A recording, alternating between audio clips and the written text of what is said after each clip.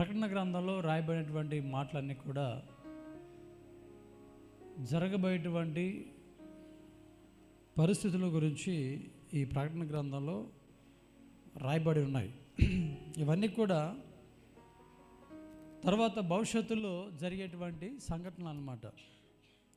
ఇవన్నీ మనం ఖచ్చితంగా తెలుసుకోవాలి. ఎందుకంటే జరగబోయేటువంటి దినాలు ఎలా ఉంటాయి, ఆ తర్వాత ఏం జరుగుతాయి, ఎలా జరుగుతాయి, తర్వాత మన యొక్క భవిష్యత్తు ఏంటి, మానవులైనటువంటి మనకి మన భవిష్యత్తు ఏంటి, అదేవిధంగా ప్రభు నమ్మినటువంటి వారి భవిష్యత్తు ఏంటి, ప్రభు నమ్మనటువంటి వారి యొక్క భవిష్యత్తు ఏంటి, తర్వాత జరగబోయేటువంటి విశేషాలు ఏంటో ఈ గ్రంథంలో మరి దేవుడు యోహానానికి దర్శనమిచ్చి మనందరికీ ముందుగానే తెలియలాగిన మరి గ్రంథంలో ప్రభు రాసి ఉంచాడు.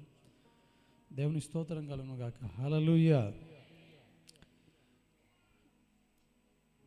ఎందుకంటే తర్వాత నాకు తెలిసి ఉంటే బాగుండేది, నాకు ఏది తెలియదు అని చెప్పేసి మనం అనకుండా, అలా బాధపడకుండా ప్రభు మనకి ప్రతిదీ కూడా తెలియజేస్తూ ఉన్నాడు.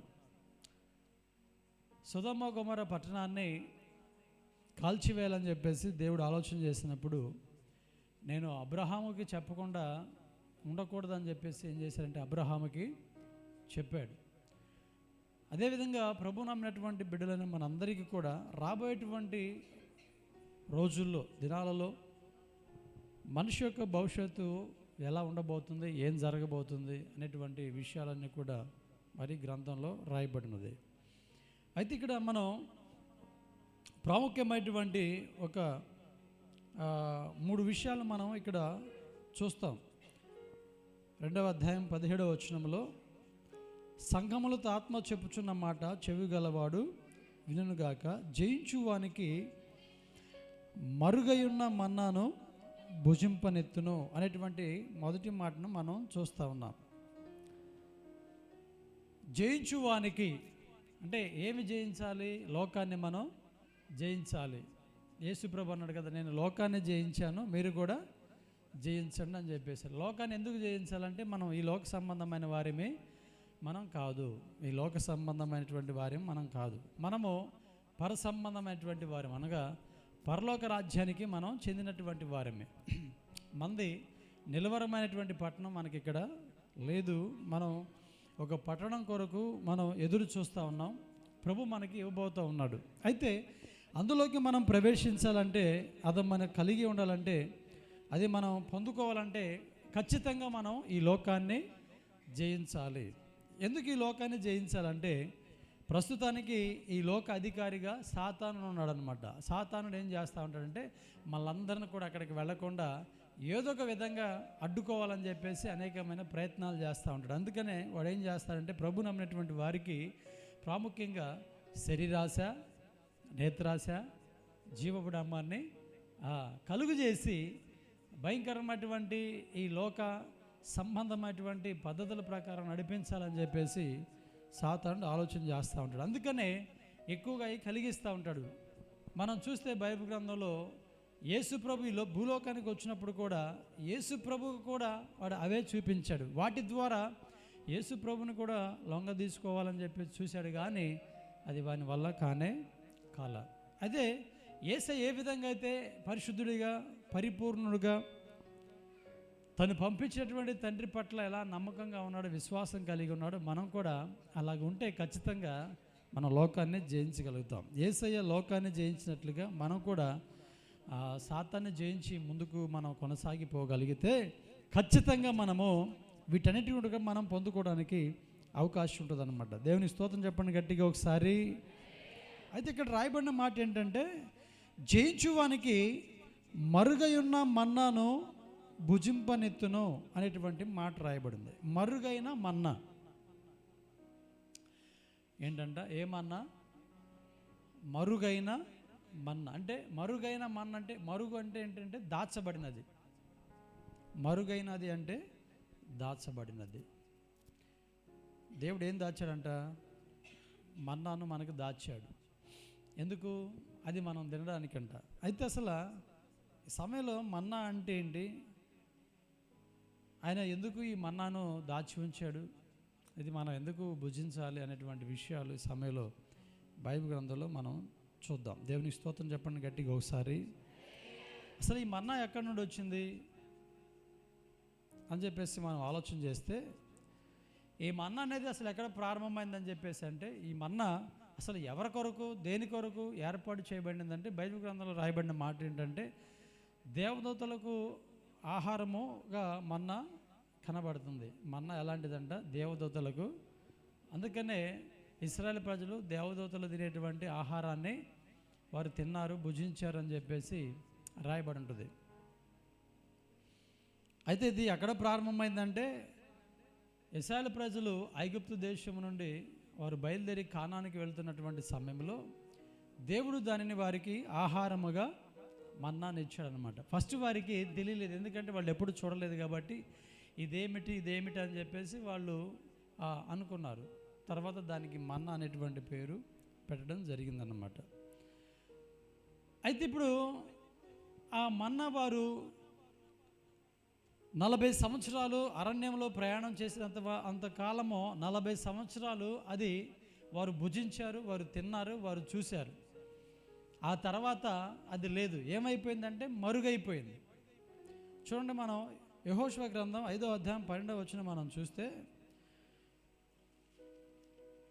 చూడండి త్వరగా యెహోషువ గ్రంథం 5వ అధ్యాయం 12వ వచనం. మరునాడు వారు ఈ దేశపు పంటను తిండుచుండగా మన్నా మానిపోయాను. అటు తర్వాత ఇశ్రాయేలుకు మన్నా దొరకకపోయాను. ఆ సంవత్సరమున వారు కానాను దేశపు పంటను తినిరి. అంటే ఇప్పటి వరకు వారు కానాను దేశము వచ్చేంత వరకు ఆ మన్నా వారికి కనబడింది, ఆ మన్నాను వారు భుజించారు. మధ్యలో మాంసం కావాలని అడిగినప్పుడు కూడా దేవుడు దాన్ని ఇచ్చాడు, అది అందరితో ఆగిపోయింది. కానీ ఈ మన్నా మాత్రం కంటిన్యూగా వస్తూనే ఉంది. 40 సంవత్సరాలు వారు మన్నాను భుజించారు. అయితే మన్నా ఎప్పుడు ఆగిపోయిందంటే, వాళ్ళు ఎప్పుడైతే కానాను దేశానికి వచ్చి కానాను దేశంలో పండినటువంటి పంటను వారు తిన్నారో, దేవుడు ఏం చేశాడంటే దానిని ఆపివేశాడు. దేన్ని ఆపివేశాడు? మన్నాని ఆపివేశాడు. ఎందుకు? వాళ్ళు ఈ దేశపు పంటను వారు తింటున్నారు కనుక ఇంకా వాళ్ళకి మన్నా అవసరము లేదు. అయితే ఇక్కడ మనం తెలుసుకోవాల్సినటువంటి విషయం ఏంటంటే, ప్రియమైన దేవుని బిడ్డలారా, మన్నా యేసుక్రీస్తుకి సాదృశ్యంగా ఉంది. దేవుని స్తోత్రం చెప్పండి గట్టిగా ఒకసారి. మెళుకుగా ఉన్నవారు ఇంకొకసారి గట్టిగా దేవుని స్తోత్రం చెప్పండి. ఈ సౌండ్ రావట్లేదు, ఈరోజు లేట్ అయింది కొంచెం స్టార్ట్ చేసేపాటికి. లేదనుకొని ఉంటారు చాలామంది. మీరైనా మమ్మల్ని లేపొచ్చుగా. మేము లేకపోతే అంతంత మాత్రం ఉండరు. మాకు ఈ పిల్లలతో బాగా ఆటంకాలు, బాగా ఇబ్బంది అయిపోతుంది. వారు పెద్ద అయిన దాకా కొంచెం ఇబ్బందిగా ఉంది. తొందరగా పెద్ద అవ్వాలని ప్రార్థన చేయండి. దేవుని స్తోత్రం కలుగును గాక. హల్లెలూయా. ఈ మన్నా దేనికి సాదృశ్యంగా ఉందంటే, యేసుక్రీస్తుకి సాదృశ్యంగా మనకి కనబడుతుంది. మన్నా అంటే యేసుక్రీస్తే. అయితే ఇప్పుడు ఇక్కడ రాయబడినటువంటి మాట, ప్రకటన గ్రంథంలో రాయబడినటువంటి మాట మనం ఆలోచన చేస్తే, మరుగైనటువంటి మన్నా ఎవరిని సూచిస్తుందంటే, అంటే ఎవరిని తెలియజేస్తుందంటే యేసయ్యను సూచిస్తూ ఉంది. అంటే యేసయ్యను మనకి తెలియజేస్తూ ఉందన్నమాట. అంటే ఇప్పుడు యేసు ప్రభు మనకి ఎలా ఉన్నాడంటే మరుగై ఉన్నాడు. చెప్పండి, ఎలా ఉన్నాడు? మరుగై ఉన్నాడు. అంటే దాచబడి ఉన్నాడు. అంటే మరుగైనది అంటే దాచబడి ఉన్నాడు, దాచబడినది అని చెప్పేసి అర్థం అన్నమాట. అంటే ఆయన మరుగై ఎందుకు ఉన్నాడు? మనతో మాట్లాడుతున్నాడు కదా, దర్శనము ద్వారా మనకు కనబడుతున్నాడు కదా, కళల్లో మనకు కనబడుతున్నాడు కదా, స్వరముతో మనతో మాట్లాడుతున్నాడు కదా అని చెప్పేసి అంటే, ప్రియమైన దేవుని బిడ్డలారా, దీన్ని మనం చాలా జాగ్రత్తగా మనం ఆలోచన చేయాలి. ప్రకటన గ్రంథంలో రాయబడినటువంటి విషయాలన్నీ కూడా ఇవి మర్మంతో కూడినటువంటి విషయాలన్నమాట. ఆ తర్వాత కొన్ని సందర్భాలలో కొన్ని అలంకారప్రాయంగా కూడా వారు వాడారు. అవి మనము నిజంగానే చేయాలా అని చెప్పేసి మనం డౌట్ పడాల్సిన పని లేదన్నమాట. కొన్నిసార్లు కొన్ని మనం అర్థం చేసుకోవడానికి అలంకారప్రాయంగా కూడా దేవుడు కొన్ని వీటిలో రాసి ఉంచాడు. మరుగై ఉన్నటువంటి మన్నాను భుజింపనెత్తును అనేటువంటి మాట ఇక్కడ రాయబడి ఉంది. దేవుని యొక్క సన్నిధిలో ఎవరైతే రక్షణ పొంది బాప్తిసం తీసుకొని ఈ లోక సంబంధమైనటువంటి వాటిని విసర్జించి విడిచిపెట్టి ప్రభు కొరకు పరిశుద్ధంగా జీవిస్తున్నటువంటి వారు ఈ లోకయాత్ర ముగించబడిన తర్వాత, ఆ తర్వాత జరగబోయేటువంటి కార్యక్రమాలన్నీ కూడా జరిగిన తర్వాత దేవుడు ఈ లోకాన్ని జయించి చక్కగా పరిశుద్ధంగా జీవించినటువంటి వారికి మొట్టమొదట అనగా ఈ లోకంలో ఎవరికి లేనటువంటి గొప్ప ధన్యత, గొప్ప భాగ్యము, ఇతరులకు ఎవరికి లేనటువంటి గొప్ప అవకాశము ప్రభువుని నమ్మినటువంటి బిడ్డలకు ఆయన ఇచ్చేటువంటి గొప్ప ప్రతిఫలం ఏంటంటే, జయించువానికి ఇచ్చేటువంటి ఫలం ఏంటంటే మొట్టమొదటంట ప్రభువుని మనకి ఇస్తాడంట. దేవునికి స్తోత్రం చెప్పండి గట్టిగా ఒకసారి. ఎవరిని ఇస్తాడు? మనకంట యేసుక్రీస్తుని మనకి అనుగ్రహిస్తాడంట. దేవునికి స్తోత్రం కలుగును గాక. హల్లెలూయా. అందుకనే యేసు ప్రభు ఈ భూలోకానికి వచ్చి అన్నాడు, అక్కడ ఉన్నటువంటి ప్రజలతో మాట్లాడాడు. ఏమని మాట్లాడాడంటే మనం ఒకసారి చూద్దాం. యోహాను సువార్త 6వ అధ్యాయము, యోహాను సువార్త 6వ అధ్యాయం 35వ వచనాన్ని మనం చదువుకుందాం. అందుకు యేసు వారితో ఇట్లా, నేను జీవా ఆహారము నేనే, నా యొద్దకు వచ్చువాడు ఏమాత్రమునో ఆకలిగొనడు, నా యందు విశ్వాసం ఉంచువాడు ఎన్నడూ కూడా దప్పిగొనడు. అదేవిధంగా 48వ వచనం కూడా చదువుదాం. విశ్వసించువాడే నిత్య జీవము గలవాడు, జీవ ఆహారము నేనే. మీ పితరులు అరణ్యములో మన్నాను తినినను చనిపోయిరి, దీనిని తినువాడు చావకుండానట్లు పరలోకము నుండి దిగి వచ్చిన ఆహారం ఇదే. పరలోకము నుండి దిగి వచ్చిన జీవాహారము నేనే. ఎవడైనాను ఈ ఆహారమును భుజించితేనే వాడెల్లప్పుడూ జీవించును, మరియు నేనిచ్చు ఆహారము లోకమునకు జీవము కొరకైన నా శరీరమే అని మీతో నిశ్చయముగా చెప్పుచున్నాను నేను. దేవునికి స్తోత్రం కలుగును గాక. హల్లెలూయా. యేసయ్య అంటున్నాడు ఇక్కడ, జీవ ఆహారము నేనే. జీవాహారము నేనే కనుక మీరేం చేయాలంటే నన్ను మీరు భుజించాలి అని చెప్పేసి అంటున్నాడు, నన్ను తినాలని చెప్పేసి అన్నాడు. అంటే ఆ రోజున వారికి అర్థం కాల, ఇదేంటి యేసయ్య యేసు ప్రభు మమ్మల్ని ఆయన తినమంటున్నాడు, ఆయన అటు తినాలి, మేము మనుషులు ఎప్పుడు తినలేదే, మేము మేకలను తిన్నాం, గొర్రెలను తిన్నాం, రకరకాల కోళ్ళను అదే విధంగా అనేకమైన పక్షులను వీటిని తిన్నాం, కానీ మేము ఎప్పుడు కూడా మనుషులను తినలేదు, ఇదేంటి ఎలా అంటాడు, నన్ను తినండి అని చెప్పేసి అంటాడని చెప్పేసి వాళ్ళు అనుకున్నారు. అందుకని ఆ రోజు వాళ్ళు చాలామంది డౌట్ పడ్డారు, అయ్యా నిన్ను మేము ఎలా తినాలని చెప్పేసి కూడా కొంతమంది అడిగారు. కొంతమంది ఆ విధంగా మాట్లాడుతున్నటువంటి సమయంలో యేసు ప్రభు వారికి అన్ని విషయాలు తెలియజేసినట్లుగా మనం చూస్తూ ఉన్నాం. ప్రియమైన దేవుని బిడ్డలారా, ఈ మరుగైనటువంటి మన్నా ఎవరంటే యేసుక్రీస్తు. ఈ భూలోకంలో మనము యేసు ప్రభు చెప్పినట్లుగా నా శరీరము తినండి, నా రక్తాన్ని త్రాగండి అన్నట్లుగా మనము యేసు ప్రభుకు సాదృశ్యంగా మనము మరి పోయినటువంటి వారంలో ఆయన శరీరానికి సాదృశ్యంగా రొట్టెను తిన్నాం, ఆయన రక్తానికి సాదృశ్యంగా మనం ద్రాక్ష రసం మనం త్రాగాం. అంటే ఆయన భుజించడం అంటే అదే. అయితే ఇప్పుడు ఇది ఎందుకు మనం చేయవలసి వచ్చిందంటే, మనం తినేటువంటి ఈ ఆహారం శరీర సంబంధమైనటువంటి ఆహారం మనం తింటున్నాం, ఇందులో అనేకమైన బలహీనతలు ఉన్నాయి. అదేవిధంగా ఇది తినేటువంటి వారు ఖచ్చితంగా చనిపోతున్నారు, మరణిస్తూ ఉన్నారు. ఏ రకమైన ఆహారం తీసుకున్నా కూడా మానవుడు చనిపోతూ ఉన్నాడు. ఎంత మంచి ఆహారం తీసుకున్నా మనుషుడు చనిపోతూ ఉన్నారు. కానీ తర్వాత భవిష్యత్తులో మనిషికి మరణం అనేదే లేకుండా యేసయ్య జీవాహారముగా ఈ లోకానికి రావడం జరిగిందన్నమాట. దేవునికి స్తోత్రం కలుగును గాక. హల్లెలూయా. అయితే చూడండి, ఇప్పుడు మనం జ్ఞాపకం చేసుకుంటే ఆ రోజున మన్నా కొంతకాలము ఇశ్రాయేలు ప్రజలు తినడానికి, వారు చూడడానికి, వారు ఉపయోగించుకోవడానికి 40 సంవత్సరాలు వారి జీవితంలో ఆ సమయంలో వారు ఉన్నటువంటి సమయంలో వారికి కనబడింది, వారు తిన్నారు. తర్వాత ఏమైపోయిందంటే మన్నా మరుగైపోయింది. అదేవిధంగా యేసయ్య కూడా 2025 సంవత్సరాల క్రితం ఈ భూలోకానికి వచ్చి మనందరితో, అనగా ఆ రోజున యూదులందరితో కూడా, ప్రాంతంలో ఉన్నటువంటి వారందరితో కూడా ఆయన కొంతకాలం సహవాసం చేసి వారితో మాట్లాడి, అర్థమవుతుందా, వారికి కావాల్సినటువంటి మాటలు కూడా చెప్పి వారిని బలపరిచి ఇలా ఉండండి, ఇలా చేయండి అని చెప్పేసి, ఇలా నడుచుకోండి అని చెప్పేసి బోధించి, అదేవిధంగా ప్రజలందరి యొక్క విమోచన కొరకు ఆయన ప్రాణం పెట్టి మరణించి తిరిగి లేచి మరలా ఆయన ఏమైపోయాడంటే మరుగైపోయాడు. దేవునికి స్తోత్రం కలుగును గాక. హల్లెలూయా. ఇప్పుడు భూమి మీద ఉన్నాడంటే భూమి మీద శరీరధారిగా మాత్రం ఆయన లేడు, కానీ ఆత్మస్వరూపిగా ఉన్నాడు. ఆయన భూమి మీదకి వచ్చినప్పుడైతే వారు ముఖాముఖిగా ఆయన చూశారు, ఆయనతో మాట్లాడారు. కానీ ఈ రోజున మనం ముఖాముఖిగా ఆయన రూపాన్ని మనము చూడలేకపోతున్నాం. కారణం ఏంటంటే యేసు ప్రభు మరుగై ఉన్నాడు. అయితే ఎవరైతే ఈ లోకాన్ని జయిస్తారో తర్వాత మరుగైనటువంటి యేసుక్రీస్తును మనం చూడడానికి దేవుడు గొప్ప అవకాశాన్ని మనకి ఇవ్వబోతూ ఉన్నాడు. నమ్మిన వారు దేవుని స్తోత్రం చెప్పండి గట్టిగా ఒకసారి.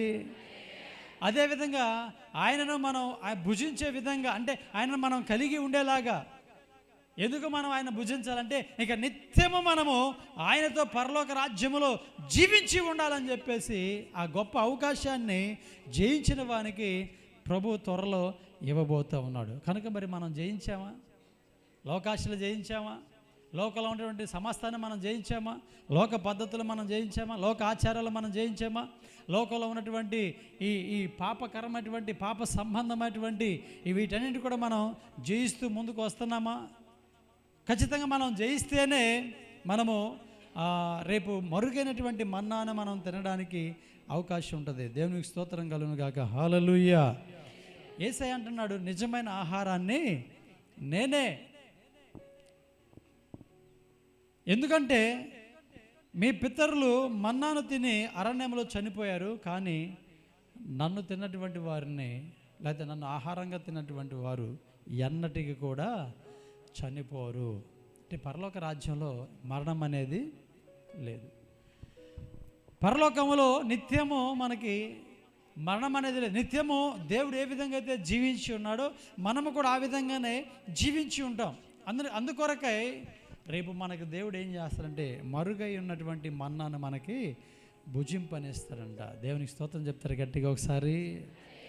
ఎంత గొప్ప భాగ్యం అండి. అంటే ఇప్పుడైతే మనం యేసుక్రీస్తుని ముఖాముఖిగా మనం చూడలేకపోతున్నాం కనుక రేపటి దినాన ఆయన మనం ముఖాముఖిగా మనం చూడడానికి దేవుడు మంచి గొప్ప అవకాశాన్ని మనకి త్వరలో, అతి త్వరలో ఇవ్వబోతూ ఉన్నాడు. మరి ఎంతమంది చూడడానికి ఇష్టపడుతున్నాడు? అలా చూడాలంటే ఖచ్చితంగా మనం ఏం చేయాలంట, అక్కడ రాయబడిన మాట, జయించు వానికి, ఎవరికంట? జయించినటువంటి వారికే, ఇంకా మిగతా వారికి ఏమాత్రం అవకాశము లేదు. నువ్వు నమ్మి రక్షణ పొంది బాప్తిసం తీసుకొని నీ లోకానుసారంగా జీవిస్తుంటే తర్వాత చనిపోయిన తర్వాత అవకాశం మనకి కలగదు. ఎవరైతే జయిస్తారో, పాపాన్ని జయిస్తారో, లోకాన్ని జయిస్తారో, లోక సంబంధమైనటువంటి ఆశలు, ఈ కోరికలు వెంటనే కూడా జయించి ప్రభు కొరకు పరిశుద్ధంగా ఎవరైతే జీవిస్తారో వారికి మాత్రమే గొప్ప అవకాశాన్ని ప్రభు ఇవ్వబోతూ ఉన్నాడు అనమాట. దేవుని స్తోత్రం కలుగును గాక. హల్లెలూయా. యేసు ప్రభు మరుగైనాడు. ఎందుకు మరుగైనాడంటే ఆయన 2025 సంవత్సరాల క్రితం ఈ భూలోకానికి వచ్చి ప్రజలకు కనబడ్డాడు. అక్కడ ఉన్నటువంటి ప్రాంతంలో ఉన్నటువంటి వారందరికీ కూడా కనబడ్డాడు. తర్వాత మన్నా ఏ విధంగా అయితే మరుగైపోయిందో యేసయ్య కూడా ఏమైపోయాడండి, ఈ లోకాన్ని విడిచిపెట్టి తండ్రి దగ్గరికి వెళ్ళిపోయాడు. ఎందుకు మన్నా మరుగైపోయిందంటే ఆ రోజున మన్నా వారికి ఎందుకు లేకుండా పోతుందంటే వారు కానాను దేశానికి వచ్చి ఆ దేశపు పంటను వారు తింటున్నారు కనుక ఇక వారికి మన్నా అవసరము లేకుండా పోయింది. మన్నా అవసరం లేదని చెప్పేసి దేవుడు ఏమని చేశాడంటే ఆ మన్నాని ఇక మరుగు చేశాడనమాట. యేసయ్య కూడా మనకి ఈ రోజున ఒక మాదిరిని మనకి ఇక్కడ ఉంచిపోయాడు అనమాట. మనం ఎలా బ్రతకాలి, ఎలా ఉండాలి, ఎలా జీవించాలని ఒక బైబిల్ గ్రంథాన్ని దేవుడు మనకి ఇచ్చాడు కనుక ఇంకా ఆయనతో మనకు అవసరం ప్రస్తుతానికైతే లేదు. ఇక మనం ఏం చేయాలంటే దీనినే మనం భుజించాలన్నమాట. దేవుని స్తోత్రం చెప్పండి గట్టిగా ఒకసారి. దీన్ని మనం భుజిస్తూ కనుక మనం ముందు కొనసాగిపోతే తర్వాత మరుగైనటువంటి మన్నాను ప్రభు ఏం చేస్తాడు, మనకి మనకి ఇస్తాడంట. దేవునికి స్తోత్రం కలుగును గాక. హల్లెలూయా. తర్వాతగా మరి టైం ముందుకి కొనసాగుతూ ఉంది, మనం కూడా ముందుకు కొనసాగిపోతాం. తర్వాత రెండవదిగా ఏమంటున్నాడంటే, మరియు అతనికి తెల్ల రాతినిత్తును, ఆ రాతి మీద చెక్కబడిన ఒక క్రొత్త పేరును పొందిన వానికే కానీ అది మరి ఎవరికి తెలియదు. తెల్ల రాయి ఇస్తాడంట. ఏ రాయి? తెల్లరాయి. తెల్లరాయి ఒకటి ఇస్తా అన్నాడా, చాలా ఇస్తా అన్నాడా? ఒకటే. రాళ్ళు అని లేదు కానీ రాయి అనేది ఉంది. ఒక రాయి ఏం చేసుకుంటారండి? ఒక ట్రక్ రాళ్ళు ఇస్తే మనం ఏదన్నా కట్టుకోవడానికన్నా ఉపయోగపడతాయి. ఒక రాయి ఏం చేసుకుంటాం దాంతో? ఒక రాయితో. అసలు ఈ తెల్లరాయి ఏంటి? ఈ తెల్లరాయి దేనికి సాదృశ్యంగా ఉంది అనే విషయాన్ని మనం చూద్దాం. నిజంగా రాయి అంటే రాయే ఇస్తాడా ఆయన? అందుకనే బైబిల్ గ్రంథంలో రాయబడినటువంటి మాటలు, పద్ధతులు అన్నీ కూడా చాలా మర్మంగా ఉంటాయి అన్నమాట. మనం వాటిని చాలా లోతుగా ఆలోచన చేయాలి. మరియు అతనికి తెల్ల రాతిని ఇత్తును అంటే తెల్ల రాయి ఇస్తాడంట. అంటే దీని అర్థం ఏంటంటే, గడిచిపోయినటువంటి దినాలలో ఎవరైనా వివాహానికి ఆహ్వానించాలంటే, లేకపోతే ఒక మహోత్సవానికి ఆహ్వానించాలంటే, లేకపోతే ఈ మహోత్సవానికి మీరు రండి అని చెప్పేసి వారిని ఆహ్వానిస్తూ వాళ్ళు ఏం చేసేవాళ్ళంటే, అంతకుముందు ఆ రోజుల్లో, పాత రోజుల్లో అంట, ఒక తెల్లరాయి వాళ్ళకి ఇస్తారంట. ఏం చేస్తారు? తెల్లరాయి వాళ్ళకి ఇస్తారంట. అంటే ఎవరినైతే ఆహ్వానిస్తున్నారో ఆ వివాహానికి కానీ, లేకపోతే ఆ మహోత్సవానికి కానీ, ఏదైనా ఒక మహోత్సవం కానీ లేకపోతే వివాహం కానీ ఏదైనా జరుగుతున్నటువంటి సందర్భాల్లోనంట, ఆ రోజునంట, ఇప్పుడంటే మనకి కార్డులు ఉన్నాయి కదండి. ఇప్పుడు ఒక వివాహం జరుగుతుందంటే ఇప్పుడేం చేస్తారు చెప్పండి? ఇప్పుడేం చేస్తున్నారు? చెప్తే నోటి మాట చెప్తారు, లేకపోతే ఒక కార్డు ఇస్తారన్నమాట. ఎందుకు? ఈ వివాహానికి లేకపోతే ఈ మహోత్సవానికి లేకపోతే ఈ కార్యక్రమానికి మీరు రండి అని చెప్పేసి మనకి కార్డు ఇప్పుడు ఇస్తున్నారు కనుక, ఆ రోజు కార్డులు లేవు కనుక ఆ రోజు ఏం చేసేవాళ్ళంటే ఒక తెల్ల రాతిని ఇచ్చేవాళ్ళంట. ఒక తెల్లరాయి ఇచ్చేవాళ్ళంట. అది ఇచ్చి మీరు మా వివాహానికి రండి లేకపోతే ఈ మహోత్సవానికి రండి అని చెప్పేసి ఆహ్వానించేవాళ్ళంట. అది వాళ్ళు దగ్గర పెట్టుకొని దాన్ని చూస్తున్నప్పుడల్లా, పలానా రోజున మహోత్సవానికి రమ్మన్నారు కదా, వివాహానికి రమ్మన్నారు కదా అని చెప్పేసి దాన్ని గుర్తు చేసుకుంటూ ఆ సమయానికి వాళ్ళు వెళ్తారంట. ఇప్పుడు అది పూర్వకాలంలో, ఈ కార్డులు అవి లేనటువంటి సమయంలో పూర్వకాలంలో అలా చేసేవారంట. అయితే ఇప్పుడు ఇది మనకెందుకు? ఈ రాయి మనకెందుకు? మరియు అతనికి తెల్ల రాతినిత్తును, ఈ రాయి మనకెందుకు అంటే, ప్రియమైన దేవుని బిడ్డలారా, యేసయ్య మనల్ని కూడా ఒక విందుకి మనల్ని కూడా ఆహ్వానిస్తూ ఉన్నాడు. దేవునికి స్తోత్రం కలుగును గాక. హల్లెలూయా. అంటే ఇది ఎలాంటిదంటే ఒక టోకెన్ లాంటిది అన్నమాట. చెప్పండి, ఎలాంటిది? ఒక టోకెన్. అంటే మనం ఎక్కడికైనా వెళ్ళినప్పుడు ఒక టోకెన్ ఇస్తారనమాట. ఆ టోకెన్ ఉంటేనే మనం భోజనం చేయడానికి, లేకపోతే టోకెన్ ఉంటేనే లేకపోతే అందులోకి ప్రవేశించడానికి, ఇలా ఉంటుందన్నమాట. ఇది కూడా ఒక టోకెన్ లాంటిది. తెల్లరాయి అనేది ఒక టోకెన్ లాంటిది అనమాట. ఇంకోటి ఏంటంటే, పెండ్లి కుమారుడు పెండ్లి కుమార్తెకు ఇచ్చేటువంటి ఉంగరం కూడా ఆ రోజుల్లో అలాగే ఉంటుందంట. తెల్లరాయే ఇస్తారంట. దేవునికి స్తోత్రం కలుగును గాక. హల్లెలూయా. ప్రియమైన దేవుని బిడ్డలారా, ఇది రెండు విధాలుగా మనం ఆలోచన చేసినా ఇది రెండు విధాలుగా మనకు ఉపయోగపడుద్ది. ఏంటంటే, ఒకటి, యేసయ్య మనలను వివాహానికి ఆహ్వానిస్తున్నాడు. ఆ వివాహానికి ఆహ్వానం ఎవరికి ఇస్తున్నాడంటే, ఆయన పెండ్లి కుమారుడులాగా ఉన్నారు, మనమేమో పెండ్లి కుమార్తెలాగా ఉన్నాం. అంటే పెండ్లి కుమారుడు పెండ్లి కుమార్తె అంటే ఈ శరీర సంబంధమైనటువంటి పెండ్లి కాదు, ఇది ఆత్మ సంబంధమైనటువంటి పెండ్లి. అర్థమవుతుందా? దానికి సాదృశ్యంగా ఇక్కడ ఈ మాట రాయబడింది అన్నమాట. మరియు అతనికి తెల్ల రాతినిత్తును అంటే, ప్రియమైన దేవుని బిడ్డలారా, మనం ప్రకటన గ్రంథం 19వ అధ్యాయము 9వ వచనాన్ని మనం ఒకసారి చూద్దాం. త్వరగా చూడండి. ప్రకటన గ్రంథం 19వ అధ్యాయం 9వ వచనం. అతడు నాతో ఇలాగూ చెప్పాను, గొర్రె పిల్ల పెండ్లి విందుకు పిలువబడిన వారు ధన్యులని రాయము. దేవునికి స్తోత్రం కలుగును గాక. హల్లెలూయా. చూసారా? ఇప్పుడు ఇక్కడ ఏం రాయబడింది? పిలువబడిన వారు అని రాయబడి ఉంది. పిలువబడిన వారు అంటే ఎలా పిలిచారు?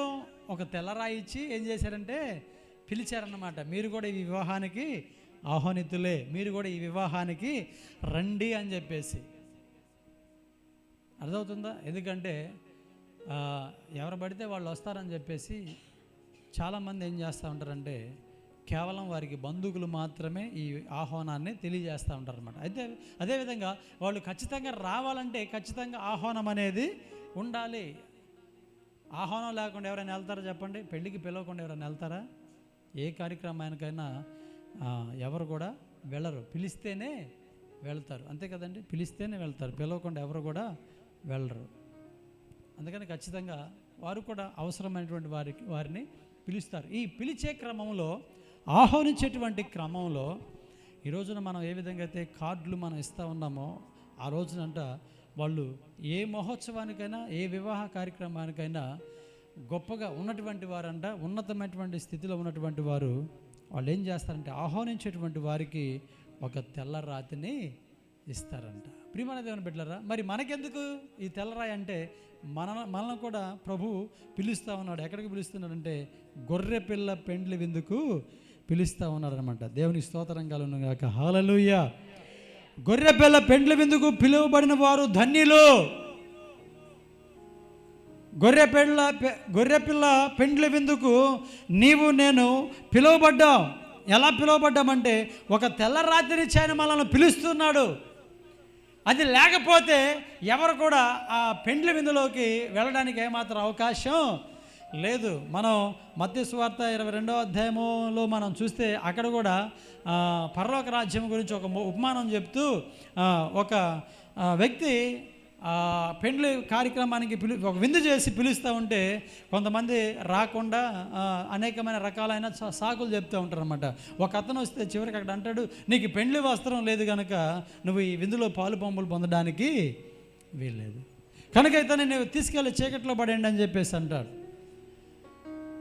ఖచ్చితంగా పెండ్లి వస్త్రం ఉంటేనే అంటే ఎందుకు ఈ మాట చెప్పబడిందంటే, ప్రియమైన దేవుని బిడ్డలారా, పెండ్లి వస్త్రము జయించు వానికి సాదృశ్యంగా ఉంది. దేవుని స్తోత్రం చెప్తారు గట్టిగా ఒకసారి.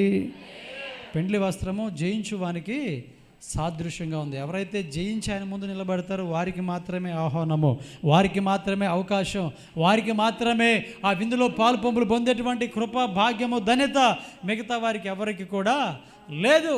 ప్రభు మనల్ని పిలిచాడు. లోకంలో అనేకమైనటువంటి పాపాలు చేస్తూ భయంకరమైనటువంటి పరిస్థితుల్లో ఉన్నటువంటి మనలను ప్రభు పిలిచారు. ఆశ్చర్యకరమైనటువంటి తన వెలుగులోనికి పిలిచాడు. అదేవిధంగా ఆయన పెండ్లి విందుకు కూడా మనలను పిలిచాడు. ఎవరైతే ఈ రక్షణ వస్త్రాన్ని కాపాడుకుంటారో వారందరూ కూడా అర్హులే. ఎవరైతే ఈ రక్షణ వస్త్రాన్ని కాపాడుకోకుండా బాప్తిసం తీసుకొని రక్షణ పొందుకొని మరలా లోకానుసారంగా జీవిస్తారు, వారికి మాత్రం ఈ అవకాశం లేనే లేదు. అందుకనే అంతము వరకు నమ్మకంగా ఉండు అని చెప్పేసి దేవుడు తన వాక్కు ద్వారా మనకి తెలియజేస్తూ ఉన్నాడు. దేవునికి స్తోత్రం కలుగును గాక. హల్లెలూయా. కనుక ప్రియమైన దేవుని బిడ్డలారా, మరి ఈ రోజున మనము సిద్ధపడ్డామా? పెండ్లి విందుకి మనం సిద్ధపడదాం. చూడండి, ఇప్పుడు ఎవరైనా వివాహానికి మనల్ని పిలిచినప్పుడు లేకపోతే ఒక మహోత్సవానికి మనల్ని పిలిచినప్పుడు మనం ఎట్లా పడితే అట్లా వెళ్ళాం. ఏం చేస్తాం చెప్పండి? శుభ్రంగా మనము రెడీ అయ్యి మనం వెళ్తాం. అంతేనా? ఎట్లా పడితే అట్లా వెళ్తామా? వెళ్ళాం కదా. ఎలా వెళ్తాం చెప్పండి? సిద్ధపడి మనం వెళ్తాం, చక్కగా రెడీ అయ్యి మనం వెళ్తాం. అదేవిధంగా పరలోక రాజ్యానికి కూడా మనం వెళ్ళాలంటే ఖచ్చితంగా మనకి ఇక్కడ సిద్ధపాటు అనేది కావాలి. మనం సిద్ధపడకుండా మనం వెళ్తే మనకి అక్కడ మనల్ని ఆహ్వానించే వాళ్ళు ఉండరు అనమాట. మనం వెళ్ళడానికి అవకాశం కూడా ఉండదు. కనుక ప్రియమైన దేవుని బిడ్డలారా, సకల పరిశుద్ధులతో యేసయ్య ఒక శ్రేష్టమైనటువంటి విందును మధ్యాకాశంలో మన కొరకు ఏర్పాటు చేయబోతున్నాడు. అందులో ఎవరు పాల్గొంటారైతే ఎవరు పాల్గొంటారంటే ఎవరైతే ఆ తెల్ల రాతిని కలిగి ఉంటారో, అనగా ఎవరైతే ఆ ఆహ్వానాన్ని కలిగి ఉంటారో, ఎవరైతే రక్షణ పొందుకొని పరిశుద్ధమైనటువంటి మార్గంలో నడుస్తూ ఉంటారో అది వారికి మాత్రమే ఆ పిలుపు అవకాశం. ఆ పిలుపు అంట పొందుకున్నటువంటి వారంట ధన్యులంట. దేవునికి స్తోత్రం చెప్పండి గట్టిగా ఒకసారి. ఎంత ధన్యత అంటే చాలా గొప్ప ధన్యత. ఎందుకంటే మనం ప్రభుతో కలిసి ఏం చేస్తామంట, చక్కగా మనం విందులో పాలు పంపులు పొందుతామంట. కనుక ప్రియమైన దేవుని బిడ్డలారా, మరి మనం సిద్ధపడ్డామా? ఏదో శ్రమను బట్టి, శోధన బట్టి, సమస్యలను బట్టి, కలుగుతున్నటువంటి పరిస్థితులను బట్టి ప్రభు మనల్ని ఆహ్వానించినప్పుడు అనేకమైనటువంటి సాకులు చెప్తున్నామా? అనేక రకాల పరిస్థితులు మనం ప్రభువుకు తెలియజేస్తున్నామా? ఈ రోజున చాలామందిని దేవుడు పిలుస్తున్నాడు, వస్తామా అని చెప్పేసి అంటున్నారు, వచ్చామా అని చెప్పేసి అంటున్నారు, కానీ తర్వాత అక్కడికి రాలేకపోతున్నారు, చేరలేకపోతున్నారు. కొంతమంది అయితే ఫస్ట్ వస్తామంటున్నారు, తర్వాత రెండవసారి విందు సిద్ధమైన తర్వాత రండి అంటే ఏం చేస్తున్నారు తెలుసా? సాకులు చెప్తున్నారంట. ఏంటమ్మా ప్రార్థనకు రాలా? ఏంటయ్యా ప్రార్థనకు రాలేదంటే పిల్లలు లేకపోతే పనులు, లేకపోతే ఇంకా అప్పులు, లేకపోతే సమస్యలు కదా. ఎన్ని సాకులు చెప్తారో. ఆ రోజు నాకు ఊరి ప్రయాణం ప్రారంభమైంది, ఆ రోజు ఒక ఫంక్షన్కి వెళ్ళాల్సి వచ్చింది, లేకపోతే ఆ రోజే బంధువులు ఎవరో చనిపోయారు, లేకపోతే ఆ రోజు ఆదివారం రోజునే, ఇట్లా రకరకాలుగా ఏం చేస్తూ ఉంటారంటే సాకులు చెప్తూ ఉంటారనమాట. జాగ్రత్త. సాకులు చెప్పావనుకో, ఆ అవకాశం ఏమవుతుందో తెలుసా? మరొకరికి ఇవ్వబడుతుంది. రక్షణ పొందావు, బాప్తిస్మం తీసుకున్నావు, దేవుని యొక్క సన్నిధిలో నువ్వు చక్కగా గడపాలి, దేవునితో సహవాసం చేయాలి. నాకు ఇప్పుడు కాదులే, నాకు ఇప్పుడు కుదరదులే అని చెప్పేసి నువ్వు అన్నావంటే ఆ అవకాశం ఏమైపోతుంది? మీ కొరకు ఇంది సిద్ధపరుస్తుందని చెప్పేసి ఆ వ్యక్తి చెప్పినప్పుడు వాళ్ళందరూ సరే అని చెప్పేసి అన్నారంట. విందు సిద్ధపడిన తర్వాత అంట, విందు మీ కొరకు సిద్ధం చేసాం, క్రొవ్విన దూడలు అవన్నీ కూడా మేము కోసి సిద్ధపరిచాం, వండాం, రండి అని చెప్పేసి అంటే అప్పుడు సాకులు చెప్తున్నారంట. అప్పుడు ఆ యజమాని ఏం చేశాడు తెలుసా? వాళ్ళు రాకపోతే రాపోయారు, కానీ మీరు రాజమార్గంలోనికి వెళ్ళి మీకు కనపడ్డ వారిని పిలవండి అని చెప్పేసి అంటే వాళ్ళు ఆ విధంగా పిలిస్తే ఆ విందుశాల అంతా కూడా వారితో నింపబడిందంట. కానీ మొట్టమొదట ఆహ్వానం పొందుకున్నటువంటి వారు మాత్రము రాలేకపోయారంట. అందుకని బైబిల్ గ్రంథంలో ఒక మాట ఉంటుంది, మొదటివారు కడపటివారు, కడపటివారు మొదటివారు. జాగ్రత్త. మొదటివారు కడపటి వారిగా మార్చబడకూడదు. కడపటి వారు మొదటి వారిగా మార్చబడిన ఇబ్బంది లేదు, కానీ మొదటివారు కడపటి వారిగా మార్చబడకూడదు. అందుకనే చివరి వరకు మనము నమ్మకంగా ఉండాలి. ఈ రోజున మనతో ఎంతోమంది ప్రయాణం చేస్తామని ప్రభువులో రక్షణ పొంది బాప్తిసం పొంది కొంతకాలం మనతో ప్రయాణం చేశారు, కానీ వారు ఈ రోజున లేరు, ప్రభు మార్గంలో లేరు. కారణం ఏంటంటే ప్రభు యొక్క ఆహ్వానాన్ని మన్నించి వచ్చారు, కానీ తర్వాత రకరకాల సాకులు, నేను ఈ పాపాన్ని విడిచిపెట్టలేకపోతున్నాను, ఈ త్రాగుడు నేను విడిచిపెట్టలేకపోతున్నాను, ఈ వ్యభిచారము నేను విడిచిపెట్టలేకపోతున్నాను, ఈ శరీర కార్యాలు నేను విడిచిపెట్టలేకపోతున్నాను అని చెప్పేసి అనేక రకమైనటువంటి సాకులు చెప్పేవాళ్ళు. ఏమంటే మా మానవులు బలహీనలు కాబట్టి నేను కూడా బలహీనంగానే ఉన్నానని చెప్పేసి రకరకాల సాకులు చెప్పేటువంటి వారు ఉన్నారు. ఎవరికి సాకులు చెప్పినా ఎవరు నష్టపోరు, కానీ చెప్పేవారు మాత్రం ఖచ్చితంగా నష్టపోతారు. ఎందుకంటే ఆ అవకాశం మరొకరికి ఇవ్వబడుతుంది. నీకు ఇచ్చినటువంటి అవకాశాన్ని నువ్వు సద్వినియోగం చేసుకుంటే నువ్వు ధన్యురాలవు. ఒకవేళ దానిని సద్వినియోగం చేసుకోకపోతే మనం తర్వాత చాలా నష్టపోతాం. ప్రియమైన దేవుని బిడ్డలారా, బాప్తిసం తీసుకొని 10 సంవత్సరాలు అయింది, 20 సంవత్సరాలు అయింది, 30 సంవత్సరాలు అవుతుంది. రైట్, మంచిదే. ఇన్ని సంవత్సరాలు భక్తి చేసావు, చివరిలో ఎందుకు నిలుపుకోలేకపోయావు? ఇన్ని సంవత్సరాలు ప్రభుతో సహవాసం చేసావు, చివరిలో ఎందుకు నువ్వు ప్రభుతో సహవాసం చేయలేకపోయావు? ఇంతకాలము చక్కగా బాప్తిసం తీసుకొని 30-40 సంవత్సరాలు గతించిపోయింది. ఇన్ని సంవత్సరాలు చక్కగా భక్తి చేసావు, చివరిలో నువ్వు ఎందుకు నీ భక్తి జీవితాన్ని పాడు చేసుకుంటున్నావు? అల్పమైన వారికి స్వల్పమైనటువంటి వాటిని చూసి, లోక సంబంధమైనటువంటి వాటిని బట్టి లోతు భార్య ఆ భయంకరమైనటువంటి పరిస్థితిని తప్పించుకుంది, కానీ అగ్ని నుండి తప్పించుకుంది, కానీ చేరవలసినటువంటి స్థానానికి చేరలే. ఉపయోగం ఏముంది? అగ్నిగంధకం నుంచి తప్పించుకుంది, కానీ వెళ్ళవలసినటువంటి చోటకి వెళ్ళాల. ఏమైపోయింది చెప్పండి? మధ్యలో ఈ రోజున కొంతమంది పరిస్థితి అలాగే ఉంది. మధ్యలోనే ఆగిపోయేటువంటి పరిస్థితి, ఆ అవకాశము మరొకడికి వెళ్ళిపోతుంది. జాగ్రత్త. అందుకనే మన కిరీటమును ఎవరు కూడా అపహరించుకోకుండా ఏం చేయాలంట? జాగ్రత్తగా ఉంచుకోవాలంట, జాగ్రత్తగా చూసుకోవాలి. మనకి ఇవ్వబడినటువంటి తలాంతులు, మనకి ఇవ్వబడినటువంటి కృప, మనకి ఇవ్వబడినటువంటి రక్షణ ఇతరులు దొంగిలించకుండా, లేకపోతే సాతానుడు దొంగిలించకుండా మనం దాన్ని చాలా జాగ్రత్తగా కాపాడుకోవాలి. కాపాడుకుంటున్నామా? కాపాడుకోవాలి ఖచ్చితంగా. కాపాడుకుంటేనే మనకి రేపటి దినాన ఆ విందులో పాలు పంపులు పొందడానికి అవకాశం, లేకపోతే లేదంట. జయించువానికి తెల్ల రాతిని ఇస్తున్నాం. ఎందుకు ఆ రాయి అంటే, ప్రియమైన దేవుని బిడ్డలారా, ప్రభు మనతో ఒక శ్రేష్టమైనటువంటి విందు చేయబోతూ ఉన్నాడు. లోకంలో ఉన్నటువంటి ప్రజలేమో శ్రమ పడుతూ ఉంటే, ఆయన నమ్మినటువంటి బిడ్డలకంట ఏంటంట, మంచి విందు అనమాట, గొర్రెపిల్ల విందు. ఆ విందుకి మనల్ని ఏం చేస్తున్నాడంటే ఆహ్వానిస్తూ ఉన్నాడు. అందుకనే ఆహ్వానిస్తూ ఆ తెల్ల రాతిని మనకి ఇస్తూ ఉన్నాడు. దేవునికి స్తోత్రం కలుగును గాక. హల్లెలూయా. గొర్రెపిల్ల వివాహ మహోత్సవం సమయం వచ్చినది. ఆయన భార్య తను తాను సిద్ధపరచుకొని ఉన్నది కనుక మనము సంతోషపడి ఉత్సహించి ఆయనను మహిమపరచదమని చెప్పగా వింటేనే. అంత గొప్పదనిదండి. మరి ఈ వివాహానికి ప్రభు నేను పిలిచాడు. మరి తప్పకుండా ఈ వివాహంలో చివరిలో కనబడతావా? చివరిలో ఉండగలుగుతావా? అందరితో కలిసి ఆ విందులో పాలు పంపులు పొందగలుగుతావా? ఖచ్చితంగా మనం పాలు పంపులు పొందాలి. అందుకనే మనం ప్రయాసపడుతున్నాం, అందుకనే మనం కష్టపడుతున్నాం, అందుకనే ప్రభు మార్గంలో మనం నడుచుకుంటున్నాం. ఇంకొద్ది కాలము అనగా ప్రభు పిలిచే అంతవరకు మనం కనుక నమ్మకంగా ఉంటే తదుపరి చక్కగా మనం ఆ విందులో పాల్గొనడానికి అవకాశం ఉంటుంది. కనుక ఇంత మనం భక్తి చేసి ఇంతకాలం ప్రభుని నమ్మి చివరిలో ఎవరేదో చెప్పారని చెప్పేసి ఏదో నష్టం వచ్చిందని, ఏదో కష్టం వచ్చిందని, లేకపోతే యేసు ప్రభు గురించి ఎవరో తప్పుడుగా చెప్పారని చెప్పేసి, లేకపోతే కలవరపరిచేటువంటి పరిస్థితులు ఏర్పడినాయని చెప్పేసి మనం ప్రభుని విడిచిపెట్టకుండా ప్రభు మార్గంలోనే మనం నమ్మకంగా ముందు కొనసాగిపోతే శ్రేష్టమైనటువంటి ధన్యత కృప ప్రభు మనకి కలుగు చేస్తాడంట. తర్వాత మూడవదిగా మనం చూస్తే ఏం చేస్తాడంట, ఆ రాతి మీద చెక్కబడిన ఒక క్రొత్త పేరుండును. దేవునికి స్తోత్రం చెప్తారు గట్టిగా ఒకసారి. ఏం చేస్తారంట? కొత్త పేరు ఇస్తాడంట. ఏ పేరు చెప్పండి? ఏ పేరంట? క్రొత్త పేరు.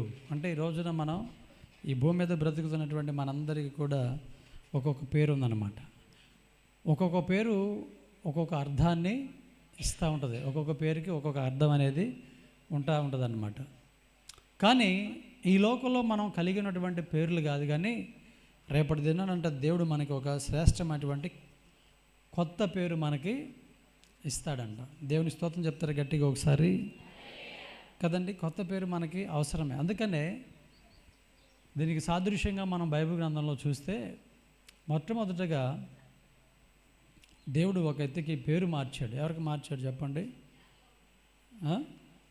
యాకోబుకు ముందుగా అబ్రహాముకు మార్చాడు. అబ్రహాం ఉందా, యాకోబు ఉందా? చూద్దాం ఒకసారి. ఆదికాండం 17వ అధ్యాయం 5వ వచనం మనం చూద్దాం.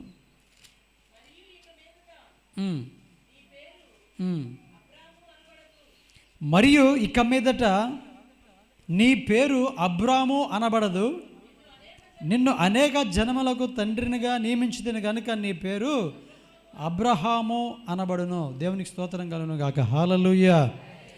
అబ్రాము అనేటువంటి పేరు అంతకుముందు తల్లిదండ్రులు పెట్టారు. అబ్రాము అనేటువంటి పేరుకి అర్థం ఏంటంటే ఘనత పొందినవాడు అని అర్థం. అబ్రాము అంటే ఘనత పొందినటువంటి తండ్రి అని అర్థం. కానీ ఇప్పుడు దాన్ని తీసివేసి దేవుడు మరొక క్రొత్త పేరుని యాడ్ చేసి, అంటే ఒక అక్షరాన్ని యాడ్ చేశాడు అనమాట. ఏమని పెట్టాడంటే అబ్రాముని అబ్రహాముగా చేశాడు. అబ్రహాము అని చెప్పేసి అంటే అర్థం ఏంటంటే అనేకులకు తండ్రి. దేవునికి స్తోత్రం కలుగును గాక. హల్లెలూయా. అంటే అబ్రామ్ అంటే ఘనత పొందిన తండ్రి, అబ్రహాం అంటే అనేకులకు తండ్రి. ఇప్పుడు ఏ పేరు బాగుంది చెప్పండి? ఏ పేరు బాగుంది? ఘనత పొందిన తండ్రి అనేది బాగుందా, లేకపోతే అనేకులకు తండ్రి అనే పేరు బాగుంది చెప్పండి? అనేకులకు తండ్రి అనేటువంటి పేరు బాగుంది కదా. ఈ పేరు చాలా బాగుంది. అందుకని రేపటి దినానంట మనకు కూడా ఏం చేస్తాడో తెలుసా? దేవుడు ఒక శ్రేష్టమైన కొత్త పేరు పెడతారంట. యాకోబు కూడా పేరు పెట్టాడు కదా. అంతకుముందు యాకోబు అంటే అర్థం ఏంటో తెలుసా? మోసపుచ్చేవాడు అని అర్థం. యాకోబు అంటే మోసపుచ్చువాడు అని అర్థం. కానీ నీ పేరు ఇక మీదట యాకోబు కాదు, నీ పేరు ఇశ్రాయేలు. ఇశ్రాయేలు అంటే అర్థం ఏంటంటే దేవునితో పోరాడేవాడు. దేవునికి స్తోత్రం కలుగును గాక. హల్లెలూయా. చెప్పండి, ఇప్పుడు మోసగాడైన పేరు మంచిదా, దేవునితో పోరాడేవాడైన పేరు మంచిదా? చెప్పండి. ఈ రోజుల్లో కూడా మనకి రకరకాల పేర్లు ఉన్నాయన్నమాట. అసలు ప్రాముఖ్యంగా మన పేర్లు మన ఏరియాలో అందరికీ ఒకే రకమైన పేర్లు ఉంటాయి అన్నమాట. కోటయ్య, కోటమ్మ, చిన్న కోటయ్య, పెద్ద కోటయ్య, బారు కోటయ్య, పొట్టి కోటయ్య, తెల్ల కోటయ్య, కోటమ్మ, కోటయ్య, కోటమ్మ, కోటయ్య. ఎందుకు ఈ పేర్లు ఉన్నాయి? ఎందుకు ఈ పేర్లు పెట్టారు చెప్పండి? అది వెనకమాల ఉంది కదా, అది దాని పేర్లన్నీ ఎక్కడ పెట్టారనమాట. అందుకనే మన గ్రామంలో చాలామందికి ఈ పేర్లు ఉంటాయి అన్నమాట. అంటే ఇప్పుడు వీటి అర్థాలన్నీ కూడా వేరువేరుగా ఉంటాయి. కానీ రేపటి దిన నువ్వు ఈ కోటయ్య, కోటమ్మలు అక్కడ ఉండరు అనమాట. ఆ పేర్లు అక్కడ ఉండవు. ఏముంటాయంట? ఒక క్రొత్త పేరు దేవుడు ఇస్తాడంట. దేవునికి స్తోత్రం కలుగును గాక. హల్లెలూయా. మరి ఇప్పుడు ఎందుకు ఆ కోటయ్య, కోటమ్మని పెట్టారు? తర్వాత మిగతా వాళ్ళు కూడా ఆ పేర్లు పెట్టారనమాట. ఆ పేర్లు పెడితే ఇప్పుడు ఇందులో ఏ కోటయ్య, ఏ కోటని పిలవాలి? అందుకని ఆయన పొడుగ్గా ఉంటే ఆ కోటయ్య, ఆయన పొట్టిగా ఉంటే ఆ కోట. ఎందుకంటే మరి జనానికి తెలియాలి కదా. ఏం పేరు? కోటమ్మ. ఏ కోటమ్మ? తెల్ల కోటమ్మ, నల్ల కోటమ్మ? తెల్ల కోటమ్మ, నల్ల. ఎందుకంటే అందరు కోటమ్మలు. ఏ కోటమ్మని పిలుస్తారు? ప్రతి వారికి ఈ పేర్లే. ఎందుకంటే చూడండి, ఈ లోక సంబంధమైనటువంటి పేర్లు ఈ కొన్ని రకాలైనటువంటి వాటిని సూచిస్తూ ఉంటాయి అన్నమాట. అందుకనే ఆ రోజున దానియేలు, షడ్రకు, మేషకు, అబేద్నెగో అనేటువంటి వారు కూడా వాళ్ళు యెరూషలేము నుండి ఆ ప్రాంతానికి వెళ్ళినప్పుడు వాళ్ళు కూడా ఏం చేశారంటే వారి పేర్లు మార్చారు. ఎందుకు మార్చారంటే మా దేవతలు లేకపోతే మా వాళ్ళ పేర్లు ఉండాలని చెప్పేసి వాళ్ళు. కానీ రేపటి దినాన ఈ రోజున మనం పెట్టుకున్నటువంటి పేర్లు ఏ పేర్లు కూడా, ఎందుకంటే ఒక క్రొత్త పేరు ప్రభు మనకి ఇవ్వబోతూ ఉన్నాడు. ఆ పేరుతో మనము అనగా ప్రభు దగ్గర పరలోక రాజ్యంలో మనము ఆ పేరుతో మనం పిలువబడుతూ ఆ పేరు ప్రకారం మనం ముందు కొనసాగిపోతామంట. దేవుని స్తోత్రం చెప్పండి గట్టిగా ఒకసారి. ఈ రోజున వీటన్నిటి కూడా మనం అర్థం చేసామంటే చాలా రకరకాలైన అర్థాలు వస్తూ ఉంటాయి అన్నమాట. భయంకరమైనటువంటి చెడు అర్థాలు కూడా వస్తూ ఉంటాయి అన్నమాట. అందుకనే ప్రియమైన దేవుని బిడ్డలారా, ఈ లోకంలో మనము పిలుచుకున్నటువంటి ఈ పేర్లు మనకు. అదేవిధంగా ఇంకొక విషయం ఏంటంటే, పేరు మార్చబడడానికి, క్రొత్త పేరు అక్కడ పెట్టడానికి గల కారణం మరొకటి ఉంది. అసలు ప్రాముఖ్యమైన విషయం ఏంటంటే చూడండి, ఇప్పుడు ఇక్కడ మనకి తల్లిదండ్రులు ఒక పేరు పెడతారండి. తల్లిదండ్రులు మనకు ఒక పేరు పెడతారు. కానీ ఈ లోకంలో కొంతమంది కొన్ని సందర్భాల్లో మన పేరు మారుస్తారు. తల్లిదండ్రులు పెట్టిన పేరు మనకు ఉండదు, కానీ ఈ లోకంలో కొంతమంది మన పేరును మారుస్తారు. ఎందుకు మారుస్తారు? ఎప్పుడు మారుస్తారు? చెప్పండి. ఎందుకు మారుస్తారు? ఎప్పుడు మారుస్తారు? ఎందుకు మారుస్తారంటే తల్లిదండ్రులు పుట్టినప్పుడు పెట్టినటువంటి పేరు తర్వాత మార్చబడి మరొక పేరు పిలువబడుతుంది. కారణం ఏంటంటే మనం కలిగి ఉన్నటువంటి స్థితిని బట్టి పేరు మార్చబడుతుంది. అర్థమవుతుందా? ఇప్పుడు ఒక పిల్లోడు ఉన్నాడు అనుకోండి, ఆ పిల్లోడు దూల పనులు చేస్తున్నాడు అనుకోండి, ఏమంటారు? అది దూలోడా అంటారు. వాడి పేరు ఉంటుంది, అబ్రామో, ఇస్సాకో, యాకోబో, ఒక మంచి పేరు ఉంటుంది. కానీ ఏమంటారు చెప్పండి? మనోహర్ అని ఉంటుంది.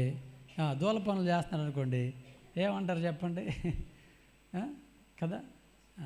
లేకపోతే అందరం తిడుతున్నాడు అనుకోండి, ఏమంటారు చెప్పండి? తిట్టుబోతారు, లేదా తిట్టుబోతుంది అని చెప్పేసి ఒక పేరు పెడతారు. లేకపోతే ఏమన్నా చెడు పనులు చేస్తున్నారు అనుకోండి, బాగా తాగుతున్నారు అనుకో, తాగుబోతు, లేకపోతే వ్యభిచారి కదా. ఇట్లా రకరకాల పేర్లు. అందుకని మనం బైబిల్ గ్రంథంలో చూస్తే ఒక ఆమెకంట పాపాత్మురాలు అని పేరు పెట్టారంట. ఏ పేరు? ఏం పేరండి అది? అసలు ఏంది పాపాత్మురాలు అంటే? అర్థం ఏంది? పాపం చేసేది అని అర్థం కదా. అసలు అదేం పేరు? ఎందుకు పెట్టారు ఆ పేరు? పాపం చేస్తుంది కాబట్టి ఆమెకు పాపాత్మురాలని పేరు పెట్టారు. అర్థమవుతుందా? అంటే మనం కలిగి ఉన్నటువంటి స్థితిని బట్టి ఈ లోకంలో కొంతమంది మన పేర్లు మారుస్తూ ఉంటారనమాట, మనం కలిగి ఉన్న స్థితిని బట్టి. అదేవిధంగా రేపటి దినాన దేవుని యొక్క సన్నిధిలో మనం కలిగి ఉన్న స్థితిని బట్టి దేవుడు రేపు మనకి ఒక క్రొత్త పేరు ఇస్తాడంట. దేవునికి స్తోత్రం చెప్పండి గట్టిగా ఒకసారి.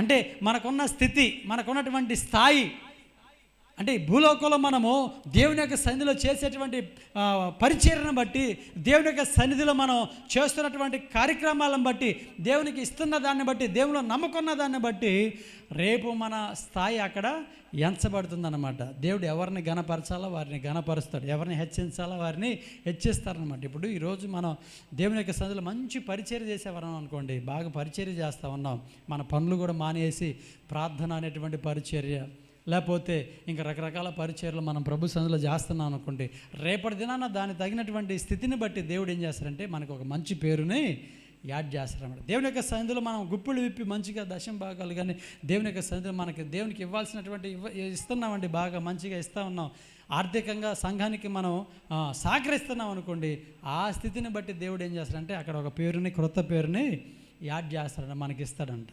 అంటే మనం ఇక్కడ ఏ స్థితి అయితే కలిగి ఉన్నామో, దేవుని సన్నిధిలో ఏ స్థితి అయితే మనం కలిగి ఉన్నామో, అక్కడ ఆ స్థితిని బట్టి, ఆ పరిస్థితిని బట్టి దేవుడు ఏం చేస్తాడంటే మనకు క్రొత్త పేరుని ఇస్తాడంట. మరి ఆ క్రొత్త మన పేరు మనం పొందుకోవాలంటే ఖచ్చితంగా ఇక్కడ మనం ప్రభు సన్నిధిలో మనము ఏదో ఒక మంచి ఒక స్థితి మనం ఖచ్చితంగా కలిగి ఉండాలి. దేవునికి స్తోత్రం కలుగును గాక. హల్లెలూయా. దేవుడు ఇక్కడ మన పేర్లు మార్చిన రీతిగా రాబోయేటువంటి రోజుల్లో కూడా పేర్లు మార్చబడుతుంది. ఆ రాతి మీద అంటే ఏం చేస్తారంట, క్రొత్త పేరుని చెక్కి మనకు ఇవ్వటం జరుగుతుందంట. దేవునికి స్తోత్రం కలుగును గాక. హల్లెలూయా.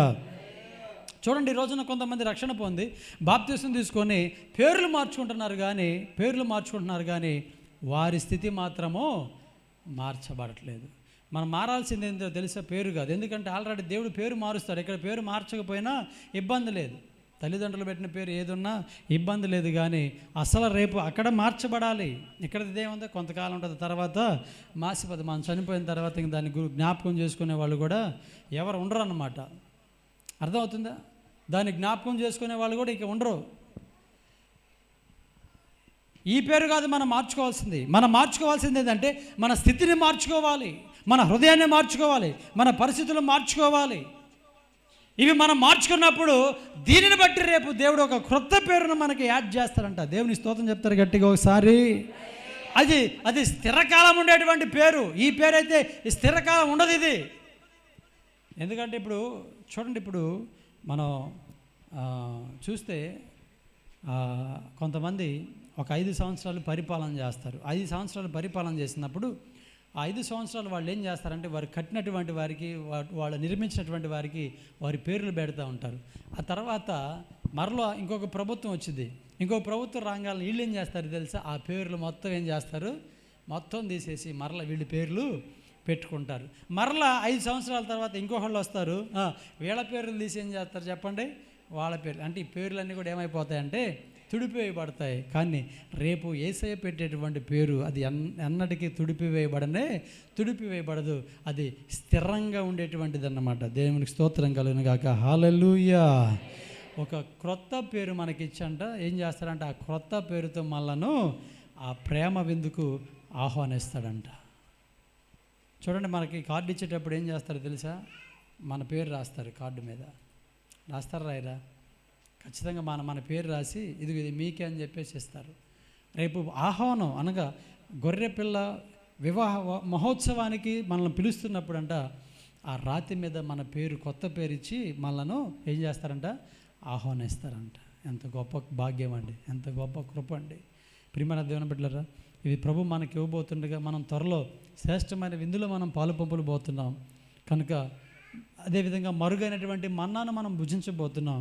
ఈ గొప్ప అవకాశం ఈ ప్రపంచంలో ధనవంతులైనటువంటి వారికి లేదు, పేరు ప్రఖ్యాతలు సంపాదించినటువంటి వారికి లేదు, అందచందానం కలిగినటువంటి వారికి లేదు, మంచి హోదాలో ఉన్నటువంటి వారికి లేదు. కానీ ఎవరైతే రక్షణ పొంది బాప్తిసం తీసుకొని మరణ వరకు నమ్మకంగా పరిశుద్ధత కలిగి ప్రభు మార్గంలో నడుస్తారో ఇవన్నీ కూడా ప్రభు అతి త్వరలో మనకి ఇవ్వబోతూ ఉన్నాడు.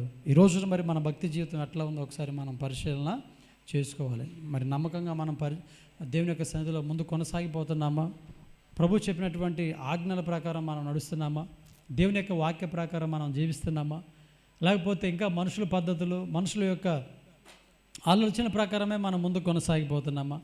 దేవుని యొక్క వాక్య ప్రకారము దేవుడు చెప్పినట్లుగా మనం జీవిస్తున్నామా? మన జీవితాలలో తగినటువంటి మార్పు మనకు కనబడుతుందా? పరలోక రాజ్యానికి వెళ్ళేటువంటి ఆ సూచనలు, ఆ పరిస్థితులు కనబడుతున్నాయా? ఒకసారి మనం ఆలోచన చేసుకొని మనల్ని మనమే పరిశీలన చేసుకొని రాబోయేటువంటి ఆ భయంకరమైనటువంటి ఉగ్రతను మనం తప్పించుకొని ప్రభుతో సదాకాలం మంచి విందులు పాలు పంపులు పొంది ఆయనతో మనం సదాకాలం జీవిద్దాం. అట్టి కృపా భాగ్యం ప్రభు మనందరికీ దయచేయునుగాక.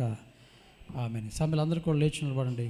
చిన్న ప్రార్థన చేసుకొని మనం ముగించుకుందాం. అదేవిధంగా ఒక మంచి తీర్మానంతో కూడినటువంటి చిన్న ప్రార్థన చేసుకొని మనం ముగించుకుందాం. అందరు కూడా లేచి నిలబడండి. త్వరగా అందరు కూడా లేచి నిలబడండి. చిన్న ప్రార్థన చేసుకుందాం.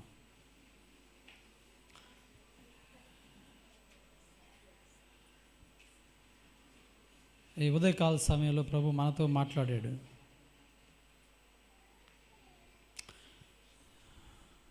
ఈ ఉదయకాల సమయంలో ప్రభు మనందరితో సూటిగా తేటగా మాట్లాడాడు.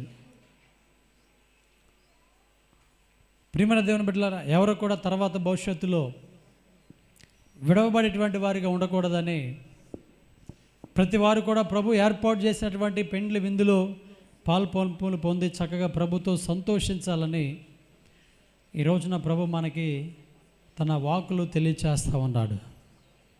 మరుగైనటువంటి మన్నాను మనకి భుజింపనిస్తాడు. అదేవిధంగా మనకు ఒక క్రొత్త పేరు ఇచ్చి తన విందు కుమారులను ఆహ్వానిస్తూ ఉన్నాడు. అందరికీ రెండు చేతులు ఆకాశం వైపు చాపి చిన్న ప్రార్థన చేద్దాం. అయితే మరి ఈ రోజున దేవుడు ప్రేమించి ఇచ్చినటువంటి ఈ మంచి అవకాశాన్ని నువ్వెలా సద్వినియోగపరుచుకుంటున్నావు? చాలామందికి లేనటువంటి గొప్ప ధన్యత దేవుడు నీకు ఇచ్చాడు కదా. పాపములో శాపములో పడిపోయినటువంటి మనలను క్రీస్తు అనేటువంటి తన బండ మీద నిలబెట్టాడు కదా. నిన్ను నన్ను ప్రేమించి పరలోక రాజ్యానికి వారసులుగా చేయాలని చెప్పేసి నీకోసం నా కోసం ఆయన మరణించాడు కదా. నీ పాపాలు నా పాపాలు భుజం మీద వేసుకొని మనకు ఒక గొప్ప అవకాశాన్ని ఆయన ఇస్తున్నాడు కదా. మరి నువ్వు ఎంతవరకు దీన్ని సద్వినియోగం చేసుకుంటున్నావు? రక్షణ అంటే ఏదో అని చెప్పేసి నువ్వు అనుకుంటున్నావు. దీన్ని నువ్వు నిర్లక్ష్యం చేస్తున్నావు. దీనిని నీ ఇష్టానుసారంగా ఉపయోగించుకుంటున్నావు. కానీ రాబోయేటువంటి రోజుల్లో ఇది ఎంత ఉపయోగకరంగా ఉంటుందో తెలుసా? పరలోక రాజ్యానికి వెళ్ళాలంటే మొదట ఈ రక్షణ మనము కాపాడుకోవాలి. ఇంత గొప్ప రక్షణ నిర్లక్ష్యం చేస్తే ఎలాగో తప్పించుకుంటావు? నిన్ను నన్ను ప్రభు తన మహాకృపలో తన రక్తములో కడిగాడు, పవిత్రపరిచాడు. శ్రేష్టమైనటువంటి మంచి జీవితాన్ని ప్రభు మనకి కలుగ చేశాడు. నిన్ను నన్ను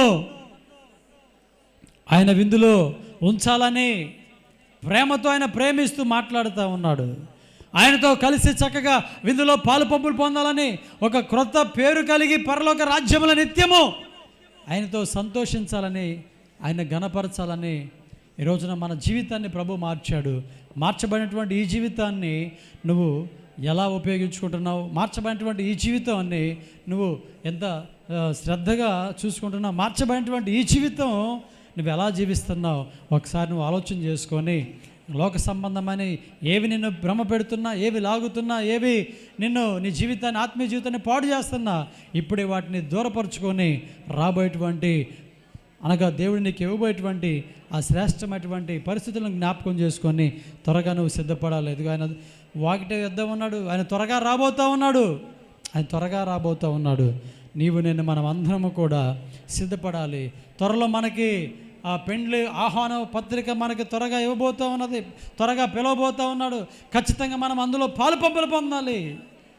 ఈ రోజున మనం ఎంతో శ్రమ పడుతున్నాం, ఎంతో కన్నీరు గారుస్తున్నాం, ఎన్నో ఇరుకులు, ఎన్నో ఇబ్బందులు, ఎన్నో శోధనలు, ఎన్నో సమస్యలు మనము ప్రభు సన్నిధిలో ఎదుర్కొంటూ ముందు కొనసాగిపోతున్నాం. వీటన్నిటికీ ఫుల్ స్టాప్గా ఒక సంతోషకరమైనటువంటి విందు ప్రభు మనకి ఏర్పాటు చేయబోతూ ఉన్నాడు.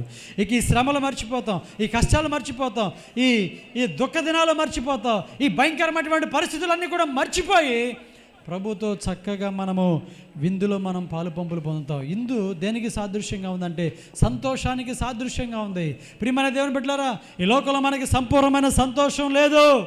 ఎక్కడ చూసినా మనకి బాధ, ఇబ్బందులు, ఇరుకులు, భర్తను బట్టి, భార్యను బట్టి, బిడ్డలను బట్టి, డబ్బును బట్టి, అన్నదమ్ములను బట్టి, అక్కచెల్లను బట్టి రకరకాలైనటువంటి పరిస్థితులు మనకి ఇక్కడ ఏర్పడుతూ ఉన్నాయి. సంతోషం అనేది మనకి కరువైపోయింది. సంపూర్ణమైన సంతోషం మనకు లేదు. కానీ అతి త్వరలో ఈ బాధలు, ఈ కష్టాలు, ఈ శ్రమలు, ఇరుకులు, ఇబ్బందులు, ఈ శోధనలు ఇవన్నీ కూడా మనము మర్చిపోయి ప్రభుతో సంతోషించడానికి, ప్రభుతో ఆనందించడానికి, ఈ భూలోకంలో ఎన్నడూ పొందినటువంటి ఆనందము, సంతోషం రేపటి దినాన ఆ విందులో పాలు పంపులు పొందడానికి ప్రభు మనకి విందుని సిద్ధపరుస్తున్నాడు. మరి అందులో పాలు పంపులు పొందడానికి నువ్వు సిద్ధపడ్డావా? ఖచ్చితంగా సిద్ధపడాలి.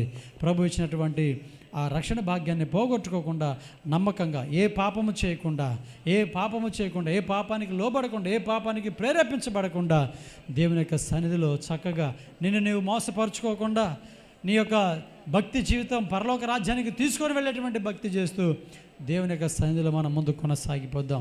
ప్రభు ఇచ్చినటువంటి రక్షణ నిర్లక్ష్యం చేయవద్దు. నిర్లక్ష్యం చేస్తే ఒక రోజున మనం తప్పించుకోలేము. కనుక ఈ సమయంలో మనం సిద్ధపడదాం. ప్రతిరోజు వాక్యము చేత, ప్రార్థన చేత మనం సిద్ధపరచుకుంటూ ప్రభు సన్నిధిలో మనం ముందు కొనసాగిపోదాం. ఒక క్రొత్త పేరు, ఒక క్రొత్త విందు ప్రభు మనకి ఇవ్వబడుతున్నాడు. ఒక క్రొత్త స్థలాన్ని ప్రభు మనకి ఇవ్వబోతున్నాడు. ముఖాముఖిగా ప్రభువును చూసే కృప, ఆయనతో గడిపేటువంటి కృప, మరుగైనటువంటి క్రీస్తును మనం భుజించేటువంటి విధంగా, ఆయన కలిగి ఉండేటువంటి విధంగా, ఆయన సొంతం చేసుకున్నటువంటి విధంగా ప్రభు మనకి గొప్ప అవకాశం ఇవ్వబోచుండగా, ఈ లోకంలో డబ్బును బట్టి, లేకపోతే లోకంలో ఉన్నటువంటి వాటిని బట్టి నీ జీవితాన్ని పాడు చేసుకోకుండా, శరీర కోరికలను అదుపులో ఉంచుకొని, శరీరాన్ని కంట్రోల్లో పెట్టుకొని, ప్రార్థన ద్వారా వాక్యం చేత నలగొట్టుకొని ప్రభు రాకడకు సిద్ధపడాలని ప్రేమతో ఉదయకాల సమయంలో ప్రభు మనతో మాట్లాడుతూ ఉన్నాడు. ప్రభు మనకు తెలియజేస్తున్నాడు. కనుక ఈ సమయంలో ఒక మంచి తీర్మానం చేసుకుందాం. ప్రభువా, నీ విందులో నేను పాలు పంపులు పొందుతానయ్యా. అదేవిధంగా నీవు నాకు ఇచ్చేటువంటి క్రొత్త పేరు నేను కలిగి ఉంటానయ్యా. ఈ లోకంలో ఏమీ లేకపోయినా ప్రభువా, నేను పరిశుద్ధత కలిగి ఉంటాను, పవిత్రంగా ఉంటాను. మీరు నన్ను ప్రేమించి ఇచ్చినటువంటి రక్షణ నేను పోగొట్టుకుంటా ప్రభువా, ఈ రక్షణ మార్గంలో నేను కొనసాగిపోతానని చెప్పేసి ఒక మంచి తీర్మానం చేసుకుందాం. ఎన్ని ఆటంకాలైనా, ఎన్ని శోధనలైనా, ఎన్ని సమస్యలైనా, ఎన్ని బలహీనతలైనా, ఎన్ని బాధలైనా ప్రభువా, నేను నిన్ను విడిచిపెట్టను నాయన, నీలోనే నేను ముందు కొనసాగిపోతానని చెప్పేసి ఈ సమయంలో ఒక మంచి తీర్మానం చేసుకుందాం. ప్రతి ఒక్కరు కూడా ఒక మంచి తీర్మానం చేసుకోండి. Praise the lord. హల్లెలూయా. ప్రతి ఒక్కరు కూడా ఒక మంచి తీర్మానం చేసుకుందాం. హల్లెలూయా. స్తోత్రం.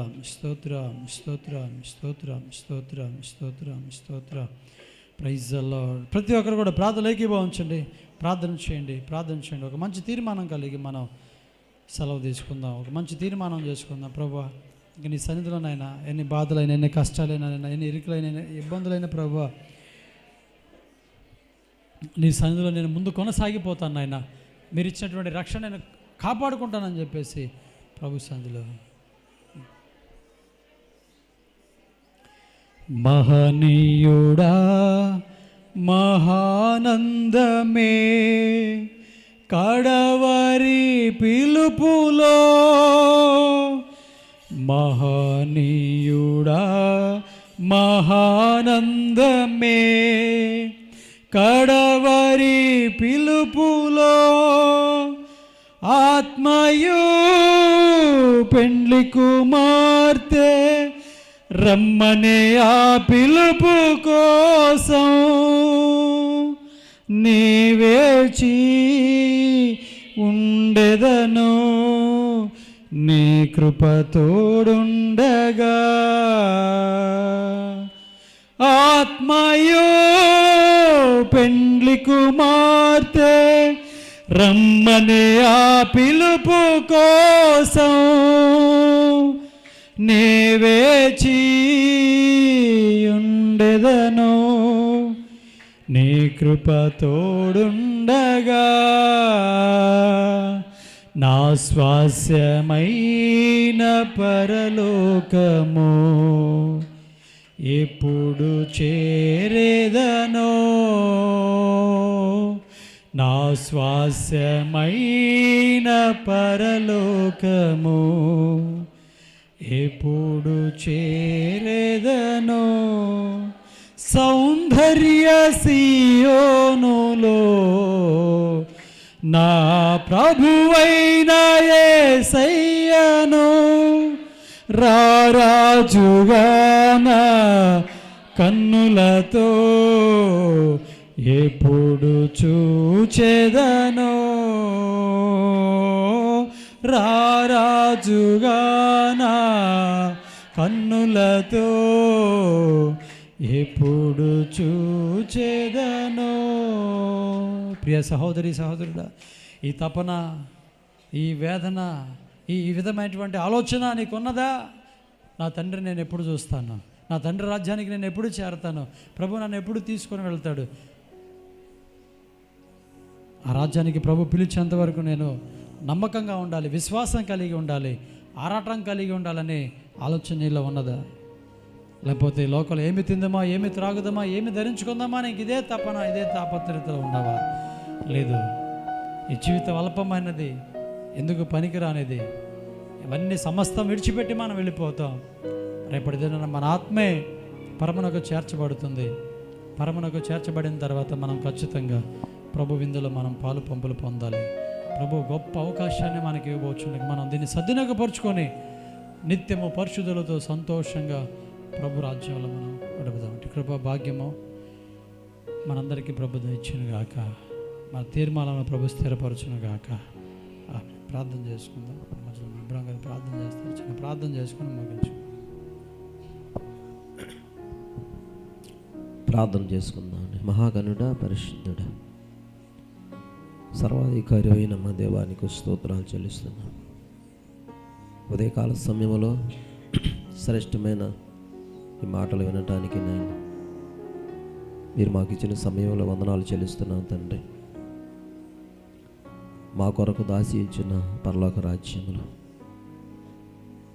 నీతో పాటు నాయనా మేము ఉండటానికి మా తండ్రి మీరు మాకు ఇచ్చిన ఆ క్రొత్త పేరును మా ప్రభువా మేము కలిగి నీతో మేము జీవించటానికి మా ప్రభువా నీ కృప మాకు దయచేయమని ప్రార్థిస్తున్నా తండ్రి. సమయంలో చేరి వచ్చిన నీ బిడ్డలందరూ మీరు దర్శించండి. చెప్పబడిన నీ మాటలకు నేను లోబడి ఆ మాటల ప్రకారంగా జీవిస్తూ ఈ లోకంలో బ్రతికి ఉన్నంత వరకు నీ భయభక్తులు కలిగిన నీ మార్గంలో నడుచుకునే భాగ్యాన్ని బిడ్డలకు దయచేయమని ప్రార్థిస్తున్నాను తండ్రి. ఆ పరలోక రాజ్యంలో చేరాలని మా ప్రభు ఒక తపన కలిగి, ఒక నిష్ట కలిగి మా ప్రభు నిశ్చయిత కలిగి, నిజాయితీ కలిగి నాయన జీవించడానికి నీ కృప దయచేయమని ప్రార్థిస్తున్నాను. నాయన చేరి వచ్చిన ప్రతి బిడ్డను బట్టి మీ స్తోత్రాలు చెల్లిస్తున్నా. వారి వారి కుటుంబాలను మీరు జ్ఞాపకం చేసుకొని బలపరచండి. సమయంలో బలహీనైన బిడ్డలను మీరు బలపరచండి. బాధల్లో ఉన్నవారు విడిపించండి. రోగముల చేత బాధపడుతున్న వారిని నేను స్వస్థపరచమని ప్రార్థిస్తున్నా. ఈ శాంతి సమాధానాన్ని నాయన నాకు నీ బిడ్డలందరికీ దయచేయమని ప్రార్థిస్తున్నా. సమయమందు నీ వర్తమానం అందించిన విధానం బలపరచండి. మీ సన్నిధిలో వాడుకోమని ప్రార్థిస్తున్నా. సమయంలో నాయన తిరిగి మా గృహాలకు వెళ్తుండగా నీ కాపుదల భద్రత నాకు మా అందరికి దయచేసి నడిపించమని మా ప్రియుడును రక్షకుడైన యేసయ్య శ్రేష్టమైన నామమున ప్రార్థిస్తూ అడుగుచున్నాము తండ్రి. మన తండ్రి అయిన దేవుని యొక్క ప్రేమయు, కుమారుడైన యేసుక్రీస్తు కృపయు, పరిశుద్ధాత్మ యొక్క సహవాసమైన కృపాక్షేమములు ఈ మొదటి ఆరాధనలో పాలపంపులు పొందిన మనకు, మన కుటుంబాలకి, మన గ్రామానికి, సకల పరిశుద్ధులకు, మన దేశానికి ఇప్పుడు ఎల్లప్పుడూ సదాకాలము తోడై నడిపించును గాక. ఆమేన్. యేసు రక్తమే శిలువ రక్తమే ప్రవేశం సంపూర్ణమైన విజయం కలుగును గాక. ఆమేన్. ఆమేన్. అందరికి వందనాలు. మరి నెలలో సభ్యత్వం కట్టవలసినటువంటి వారు ఎవరైనా ఉంటే సభ్యత్వం